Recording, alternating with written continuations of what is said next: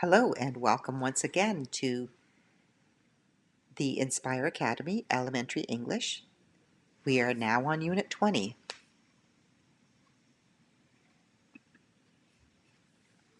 What is Unit 20 about?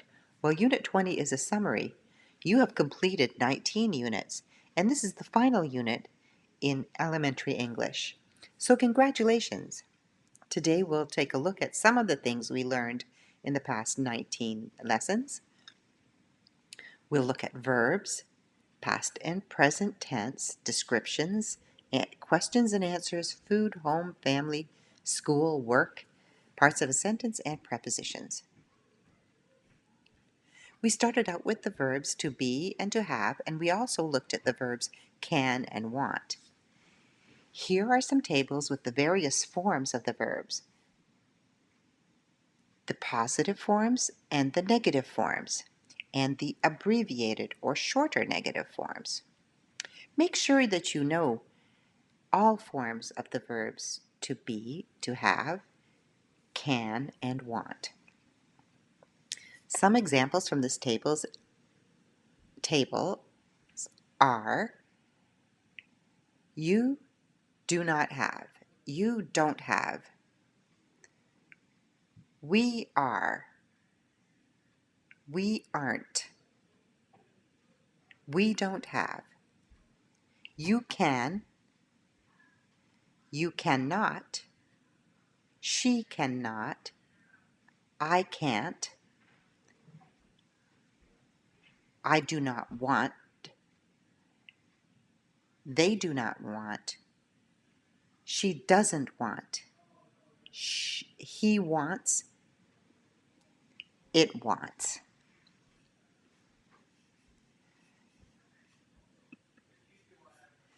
We also looked at past and present tense of the verbs to have, to be, and we looked at the past and present negative forms of the verbs to have and to be.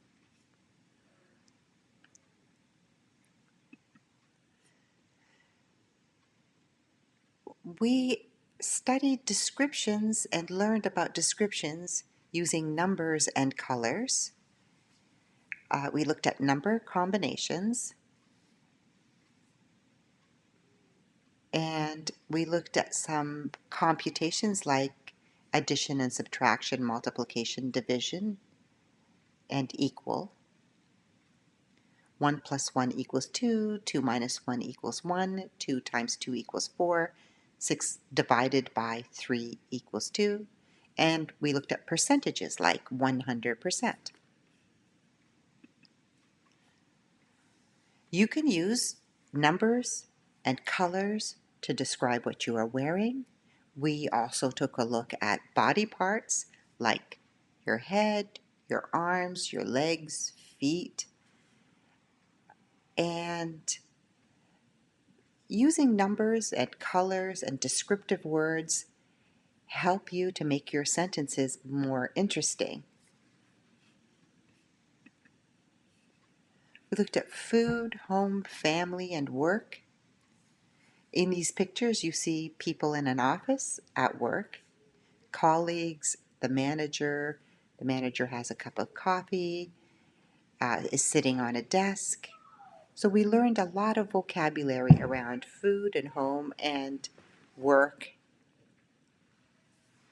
We also looked at some vocabulary and learned some vocabulary around school. Here in this picture you see a teacher, a whiteboard, an interactive board, students or pupils and desks, and chairs. The students are looking at the interactive board and listening to the teacher give his lecture. We learned some vocabulary around home and family as well. In the first picture, you see people sitting on sofas or couches and visiting in a living room. A little girl sleeping on a pillow in a bedroom. a lady taking a shower in the bathroom, a mom and her child making cookies in the kitchen, and friends sitting around the table in a dining room, relaxing, having fun, talking. Some activities that people do in each room: visit, watch TV, read in the bedroom. They rest, sleep. These are all verbs. In the bathroom, shower, to wash, to use the toilet. In the kitchen, to cook, bake. And in the dining room, to eat, talk, play games. Conversations, communicating with other people. So one of the things to do when you're communicating with other people is to greet people. That's actually very polite to greet people. Greeting people, you could say hello, hi, hey, good morning, good day, good evening, good afternoon. And you can also ask them how they feel. How are you? What's up? Ask them what they're doing or what they did. What's up? How are you doing? How's it going? And you can also ask people questions. And you can ask people for favors. Pardon me, could you please tell me how to get to the nearest hotel? Or, pardon me, where is the nearest restaurant? Examples of giving directions. Somebody might ask you to give directions. You might say, turn to the left, the post office is on the right, go back to the main road, go straight on the path. You asking questions, you could say, I'm looking for the school. Where is the post office? Where can I find the nearest gas station? So those are some questions that you can ask and also ways to give directions. And then we looked at parts of a sentence: the subject, the verb, and the complement. The subject answers the question, who, before the verb. The subject is sometimes a pronoun like I or you. Who or what is the sentence about? That is the subject. The subject performs an action. For example, Maria plays volleyball. The subject is Maria. I go to school. The subject is I. Verb. The verb is an action, a state of the subject. For example, it's about what somebody does or how somebody feels. What does Maria do? She plays. How is Maria? Is she happy? She feels great. Complement. A complement tells you more about the sentence. It answers the questions what or whom after the verb. Andy hit the ball. What did Andy hit? The ball. The ball is the complement. Sarah is my teacher. Who is your teacher? Sarah. Jamila is smart. Jamila is what? Smart. Maria plays volleyball. She feels great. Sarah is my teacher. Prepositions. Where are the pencils? Where are the monkeys? Where are the children? The pencils are in the cup. In is a preposition. The monkeys are on the tree, on the branches. The monkeys are in the tree.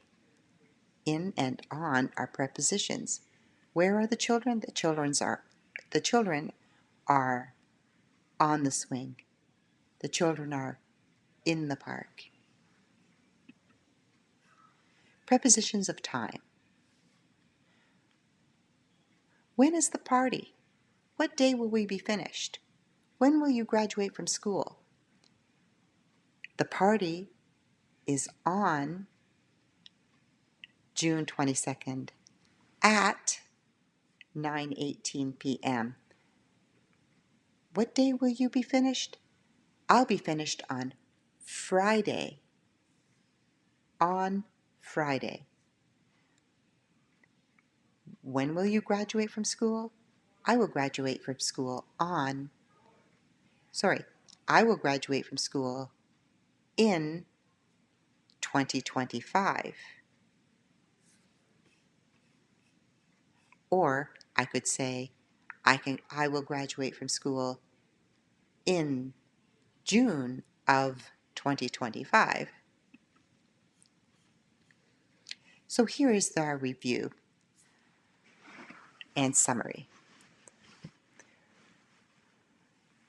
In this lesson and in the previous 19 lessons, we looked at verbs, past and present tenses of verbs, descriptions like numbers and colors, questions and answers, vocabulary of food and home and family, school and work, parts of a sentence, and prepositions. Congratulations! You have completed elementary English. I hope you continue with intermediate English and beyond. Have a great day, and hopefully we'll see you in the next class.